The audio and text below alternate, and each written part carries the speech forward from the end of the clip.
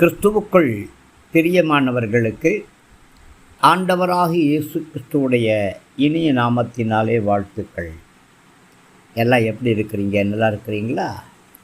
Coffee சாப்பிட்டீங்களா? Christmas பண்டிகைகள் எந்த அளவுக்கு இருக்குது? சபையில் அலங்காரம் பண்ணினீங்களா? புது துணி எடுத்தீங்களா? விலை உசர்ந்து எடுத்தீங்களா? இல்லை விலை குறைவாக எடுத்தீங்களா? உங்களுடைய அலங்காரங்களுக்கும் உங்களுடைய கொண்டாட்டங்களுக்கும் மூல காரணம் என்ன தெரியுமா? இயேசு என்ற இரட்சகர் பிறந்தார். அதை இனிமையாக, அருமையாக, ஆடம்பரமாக கொண்டாடிட்டுருக்கிறார். தோத்திரம்.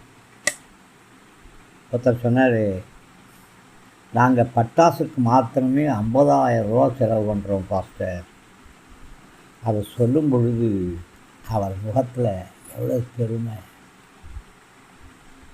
உங்கள் சபைக்கு பக்கத்தில் ஆதரவில்லாத ஏழைங்க இருக்காங்களே, அவங்களுக்கு துணிமணி எடுத்து கொடுக்கலாமே என்று சொன்ன பொழுது, விட்டுருவோமா பாஸ்டர், அவங்களுக்கு 5,000 ரூபாய்க்கு துணிமணி எடுத்து கொடுத்து அவங்களுக்கு சாப்பாடு கொடுக்குறோம் அப்படின்னார்.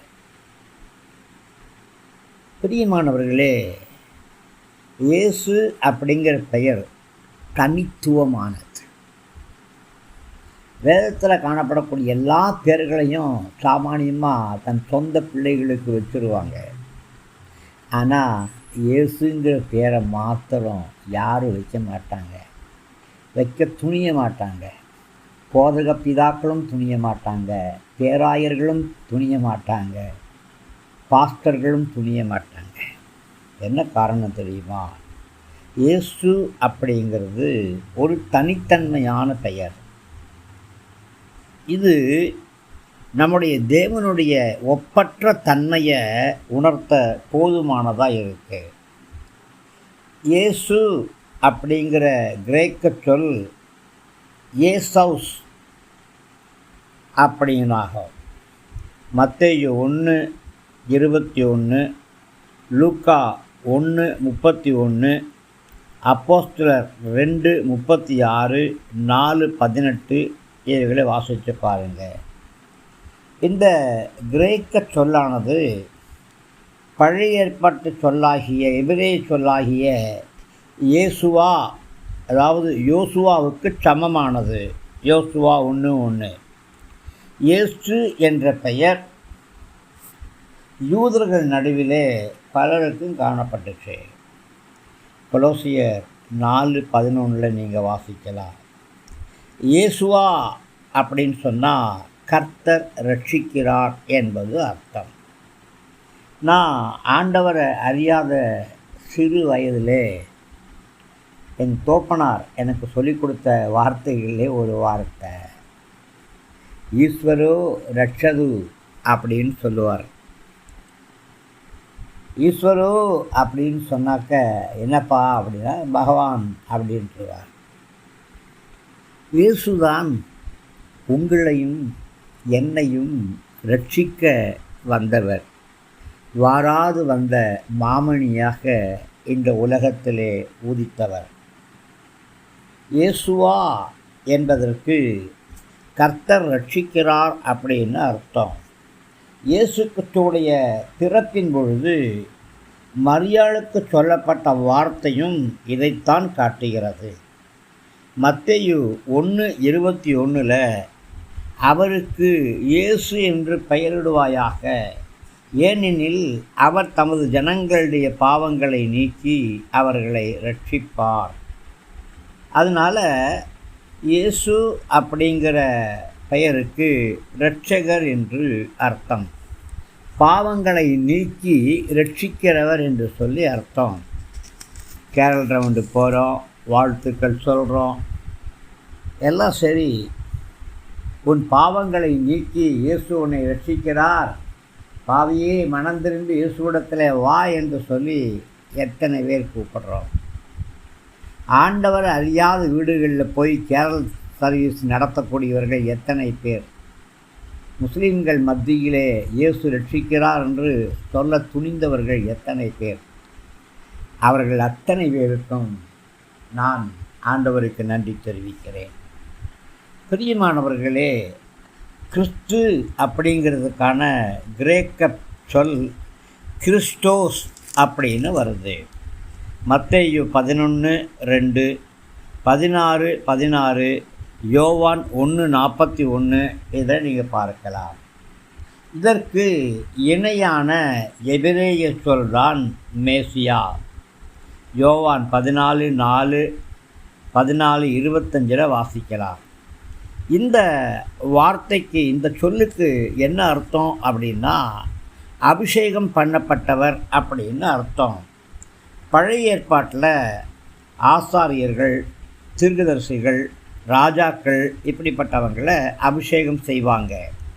1 ராஜாக்கள் 19:16, லேவியராகமம் 4ஆம் அதிகாரம் 5வது வசனம் 16வது வசனம், 1 சாமுவேல் 24ஆம் அதிகாரம் 6வது வசனம் 10வது வசனம் இவைகளில் நீங்கள் வாசிக்கலாம்.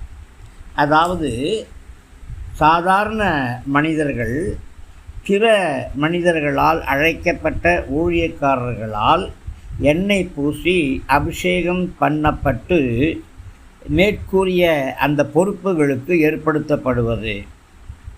இன்றைக்கு அப்படி இல்லை. தனக்கு தானே தலையில் தேங்காய் எண்ணெயை வச்சுட்டு கர்த்தரை ஊழித்து கலைச்சிட்டாரே, நான் ராஜா, நான் தீர்க்கதரிசி, நான் அபிஷேகம் செய்யப்பட்டவன், அபிஷேகம் செய்யப்பட்டவள், யாரும் எங்களுக்கு போதிக்க வேண்டியதில்லை, பரிசுத்த ஆவியானவரை எல்லாம் எங்களுக்கு போதிப்பார் என்று சொல்லி அடங்காத ஒரு கூட்டம் அலைந்து திரிந்து கொண்டிருக்கிறது. ஆனால் உண்மையாக ஏற்கனவே அபிஷேகம் செய்யப்பட்டு ஊழிய பாதையிலே கடந்து போகக்கூடிய தேவதாசர்கள் தான் அடுத்த ஊழியத்துக்கு வர வேண்டியவர்களை அபிஷேகம் செய்வார்கள். கிறிஸ்து அப்படிங்கிறதுக்கு அபிஷேகம் செய்யப்பட்டவர் அப்படின்னு சொல்லி அர்த்தம். ஸ்தோத்திரம். சாதாரண மனுஷங்க மற்ற மனுஷங்களை எண்ணெயினால் அபிஷேகம் பண்ணப்பட்டு மேற்கண்ட ஊழியங்களை பெற்றுக்கொள்ளும் பொழுது அது நித்திய அபிஷேகமாக மாறாது.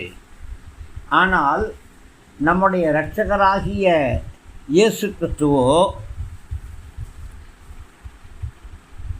தேவனுடைய ஆவியானவரால் அபிஷேகம் பண்ணப்பட்டு உன்னத தீர்க்கதரிசியும் பிரதான ஆசாரியனும் ராஜாதி ராஜாவுமாக இருக்கார். ஏசாயா 61:1, யோவான் 3:34 வாசிக்கலாம். பேதுரு ஆண்டவராக இயேசு கிறிஸ்துவை குறித்து சொல்லும் பொழுது மிகவும் தெளிவாக இந்த பெயரின் சிறப்பை வெளிப்படுத்துகிறார். மத்தேயு 16:16 நீர் ஜீவனுள்ள தேவனுடைய குமாரனாகிய கிறிஸ்து, அதாவது அனாதியான கிறிஸ்து, தப்பா சொல்லிடாதீங்க, அனாதையும் சொல்லிடாதீங்க, அனாதியாய் என்றென்றும் இருக்கிற கிறிஸ்து என்னும் தேவன் அப்படிங்கிறது தான் அவருடைய பதில். அதனால் இயேசு கிறிஸ்துவை போல ஒப்பற்ற தன்மை கொண்ட எவரும் இல்லை அப்படிங்கிறது தெளிவு. பிரியமானவர்களே, தேவன் ஒருவரே, தேவனுக்கும் மனுஷருக்கும் மத்தியஸ்தரும் ஒருவரே, எல்லாரையும் மீட்கும் பொருளாக தம்மை ஒப்பு கொடுத்த மனுஷனாகிய கிறிஸ்து இயேசு அவரே. 1 தீமோத்தேயு 2ஆம் அதிகாரத்தில் 5ஆம் வசனத்தில் வாசிக்கலாம். பிரியமானவர்களே, இந்த உலகத்திலே இயேசு பிறந்ததற்காக கேக் கொடுத்து கொண்டாடக்கூடிய கூட்டம், கடா வெட்டி பிரியாணி கொடுக்கக்கூடிய ஒரு கூட்டம், நல்லது. இவைகள் எல்லாம் அன்பின் வெளிப்பாடுகள் தான். நாங்களும் பிரியாணி கொடுக்கவும் செய்வோம், சாப்பிடவும் செய்வோம், கேக்கு கொடுக்கவும் செய்வோம், வாங்கி சாப்பிடவும் செய்வோம். ஆனால் இயேசு பிறந்ததன் நோக்கம் பிரியாணி கொடுப்பதோ, கேக் கொடுப்பதோ, ஸ்டார் கட்டுவதோ அல்ல. இயேசு பிறந்ததன் நோக்கம் பாவிகளை ரட்சிக்க. இந்த சத்தியத்தை சுமந்து செல்லுவீர்களா? இந்த சத்தியத்தை அறிவிப்பீர்களா? இயேசு கிறிஸ்து கிறிஸ்துவாக, நீதியுள்ள நியாயாதிபதியாக, இரட்சகராக, நித்திய ஆசாரியராக, தேவனால் ஏற்படுத்தப்பட்டிருக்கிறார் என்கிற சத்தியத்தை நீங்கள் மற்றவங்களுக்கு அறிவிப்பீங்களா? கர்த்தர் உங்களை ஆசீர்வதிப்பாராக. ஆமேன், ஆமேன்.